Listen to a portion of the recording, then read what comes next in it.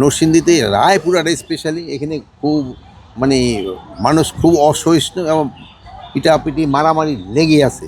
এখানে আমরা একটা কম্বিং অপারেশন করার চিন্তা ভাবনা করছি। কারার ভিতরে যদি তারা একটু কাজের ব্যবস্থা করা যায়, এখান থেকে তারা একটু আয় করে ফ্যামিলির একটু সাপোর্ট করতে পারে, এই ব্যবস্থা আমরা করতেছি। বন্দিরা কিন্তু পালায় চলে গেছিল, এর ভিতরে যারা পালায় গেছিল এর ভিতরে অনেকে স্বেচ্ছায় আইসা হাজির চলে আসছে, আর কিছু সংখ্যকে অ্যারেস্ট করা হয়েছে।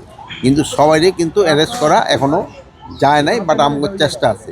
এবং কিছু কিছু হাতিয়ারও উদ্ধার হয়েছে। অনেক হাতিয়ার চলে গেছিলো, বাট ম্যাক্সিমাম হাতিয়ারই উদ্ধার হয়েছে। আর এখানে বন্দীদের দেখার উদ্দেশ্য হলো আমাদের এই সরকার আসার পর বন্দীদের কিন্তু একটু খাবার মানটা উন্নতি করছে। আগে যেই পরিমাণ তাদের খাবার দেওয়া হতো, এখন একটু খাবারের মানটা উন্নত করা হয়েছে।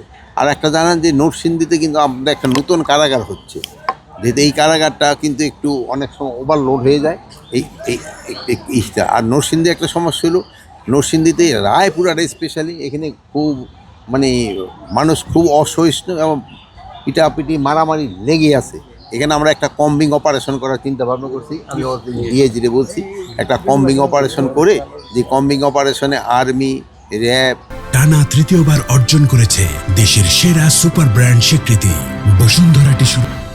এরা দরকার হলে আনসার সবাই থাকবে, এবং ওখান থেকে ওই স্পেশালি কী বলে রায়পুরে এখানে হাতিয়ারও রয়েছে, এগুলি যেন উদ্ধার করা যায় এবং সন্ত্রাসীগুলি যেন ধরা যায়। এই জন্য আপনাদেরও একটু সাহায্য এবং সহযোগিতার দরকার হবে।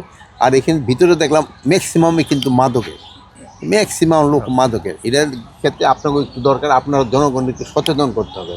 মাদকের তো কোনো উপকার তো নেই, এটা অপকার ছাড়া কিন্তু কোনো উপকার নেই।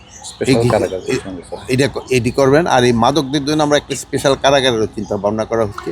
আর আমরা আরেকটা চিন্তা ভাবনা করছি, যেখানে কারাগারে যারা থাকে আপনারা দেখলেন যে ফ্যামিলিগুলি কিন্তু খুব খারাপ অবস্থায় থাকে। এই ফ্যামিলিগুলি যে তো পারবো না, বাট কারার ভিতরে যদি তারা একটু কাজের ব্যবস্থা করা যায়, এখান থেকে তারা একটু আয় করে ফ্যামিলির একটু সাপোর্ট করতে পারে, এই ব্যবস্থা আমরা করতেছি। বাট এইগুলি করতে তো একটু সময় লাগে। ডেইলিই কিন্তু অস্ত্র উদ্ধার হচ্ছে, অস্ত্র তো কিছু বাইরে রয়েছে, তা আমি অস্বীকার করবো না।